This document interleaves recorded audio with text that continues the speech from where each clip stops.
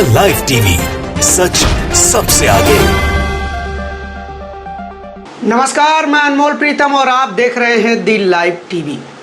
देश में तीन चीज़ें जिस रफ्तार से बढ़ रही हैं, महंगाई, बेरोजगारी और नफरत, उसको देखकर देश के तमाम बुद्धिजीवी, पत्रकार और राजनीतिक विश्लेषक ये कह रहे हैं कि आने वाले कुछ सालों में हम भी श्रीलंका बन जाएंगे, क्योंकि श्रीलंका की जो आज स्थिति है उसके पीछे यही तीन चीज़ें जिम्मेदार हैं: नफरत, बेरोजगारी और महंगाई।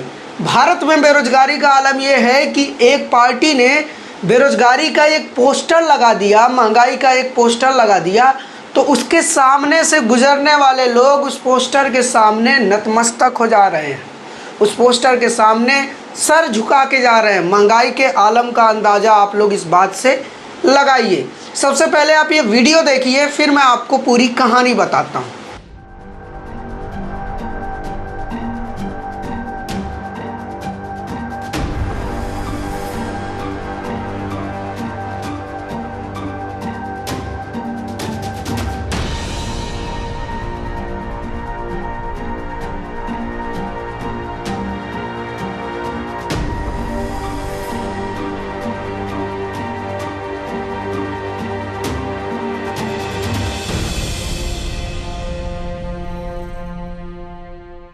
इस वीडियो में आप देख सकते हैं कि किस तरह से एक बुजुर्ग दंपत्ति एक पोस्टर के नीचे आता है, वहाँ से गुजरता है। उन्होंने अपने माथे पर सामान रख रखा हुआ है, माथे से वो लोग सामान उतारते हैं। उनके साथ एक बच्चा भी है। बुजुर्ग कुछ लेने चले जाते हैं पीछे, और महिला और उसके साथ का बच्चा उस पोस्टर को देखता है और दोनों हाथ जोड़कर खड़े हो जाते हैं।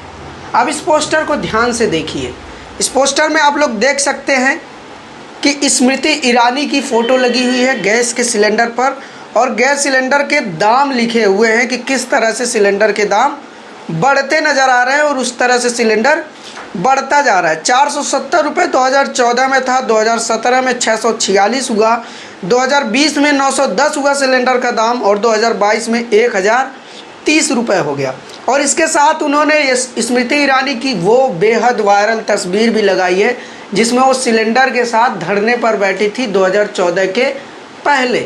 स्मृति ईरानी भाजपा की बड़ी नेता हैं, मोदी कैबिनेट में मंत्री भी रह चुकी हैं, और ये उनकी तस्वीर हमेशा वायरल की जाती है जब भी महंगाई की बात होती है, क्योंकि जब सिलेंडर का दाम 470 रुपये था 2014 में, तब से श्रीमती स्मृति ईरानी जी इसके विरोध में सिलेंडर लेकर प्रदर्शन पर बैठ गई थी, और बीजेपी के बड़े बड़े नेता भी सिलेंडर लेकर प्रदर्शन पर बैठ गए थे। इसीलिए ये यूथ कांग्रेस ने ये पोस्टर लगाया है। देश के तमाम हिस्सों में ये पोस्टर लगा हुआ है, और यूथ कांग्रेस ने अब श्रीमती स्मृति ईरानी को एक नया नाम दिया है, सिंड्रेला।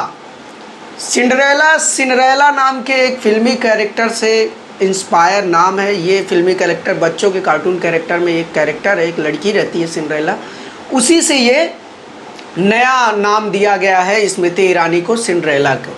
लेकिन इसमें जो सबसे ज़्यादा गौर करने वाली बात है वो ये है कि आप सोचिए इस बात को कि किस तरह से एक बुजुर्ग दंपत्ति एक पोस्टर के सामने से गुजरता है और प्रणाम करता है। वो प्रणाम किसको कर रहा है?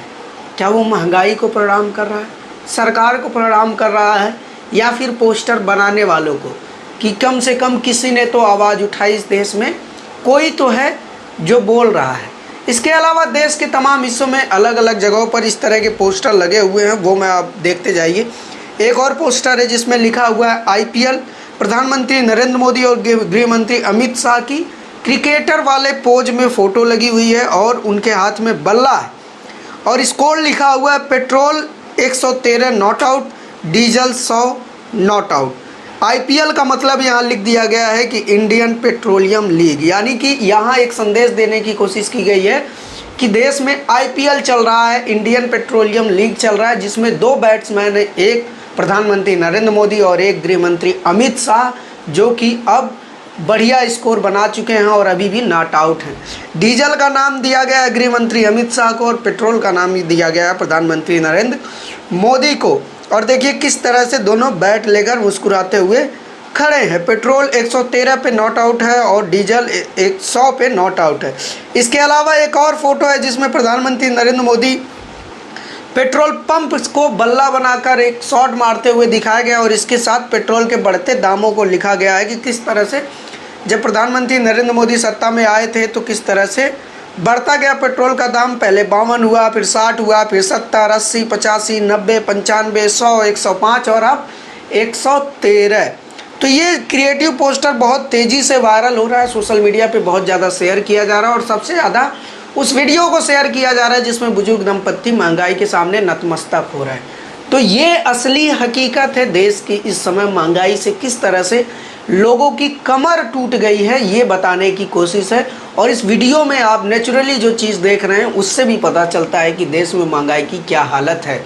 इसीलिए देश में नफरत का माहौल बनाया गया है। अलग अलग राज्यों में, राजस्थान हो, कर्नाटक हो, छत्तीसगढ़ हो, उत्तर प्रदेश हो या फिर मध्य प्रदेश हो, इन सारे राज्यों में और देश की राजधानी दिल्ली भी जहाँ पर हिंदू महापंचायत हुआ, इन सारे जगहों से माहौल बनाया जा रहा है और एक अलग डिस्कोर्स चल रहा है। अभी देश की जनता तबाह है, महंगाई से त्रस्त है। नींबू जैसी चीज़ 200 रुपया किलो के ऊपर बिक रहा है।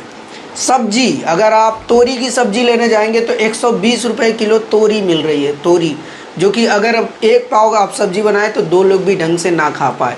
तो इस तरह से इसकी महंगाई बढ़ती जा रही है, जनता की कमर टूटी हुई है, लेकिन फिर भी देश में नफरत का माहौल है। आपके टीवी डिबेट पर दिन रात हिंदू मुस्लिम चल रहा है। मीडिया आपको पाकिस्तान की खबरें दिखाएगी, श्रीलंका की खबरें दिखाएगी, वहाँ की तबाही दिखाएगी, यूक्रेन की तबाही दिखाएगी, लेकिन अपने देश में जनता की क्या स्थिति है ये बात आपको मीडिया नहीं बताएगी और ना ही उस पर कोई डिबेट किया जाएगा। हाँ, ये अलग बात है कि कोई हिंदू मुस्लिम एंगल वाला मामला आ गया तब गोदी मीडिया के एंकर छाती पीटने जरूर लगते हैं और तमाम बातें होने लगती है। यानी कि वो बातें जिससे जनता के सेंटीमेंट का फ़ायदा उठाया जाए उस पर बात की जाएगी, लेकिन वो बातें जिनसे सच में जनता प्रभावित हो रही है उन पर किसी तरह का कोई बहस नहीं किया जाएगा। 2014 से पहले इस देश में ये होता था कि जब भी महंगाई बढ़ती थी, बेरोजगारी बढ़ती थी तो सरकार जिम्मेदार होती थी। जब भी देश में पेट्रोल के दाम बढ़ते थे तो सरकार जिम्मेदार होती थी। जब भी देश में रुपए की वैल्यू गिरती थी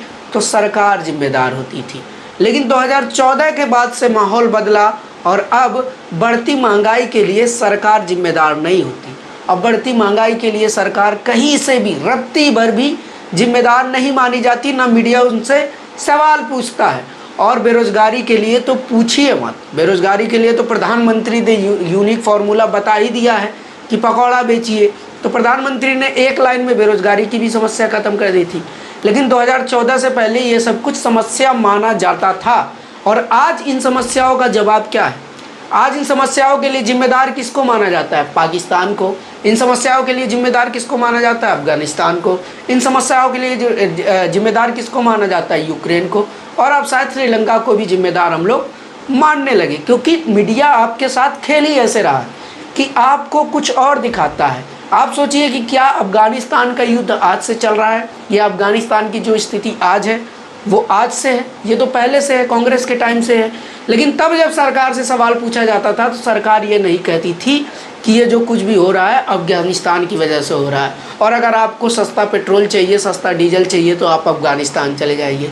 लेकिन आज ऐसा बोला जा रहा है। तो किस तरह से सवाल बदले और किस तरह से लोगों को मूर्ख बनाया गया बड़ी संख्या में, इसकी वानगी आप देखते रहिए। खैर, हम लोग लगातार आवाज़ उठाते रहेंगे और इस तरह की बातों पर हमेशा सरकार हो, मीडिया के पर्सनालिटी हो या कोई नेता, जो भी जनता को बरगलाने का काम करेगा उसको हम लगातार एक्सपोज करते रहेंगे। इसलिए ऐसी तमाम खबरों और अपडेट के लिए आप जुड़े रहिए हमारे साथ और देखते रहिए दी लाइव टीवी। शुक्रिया।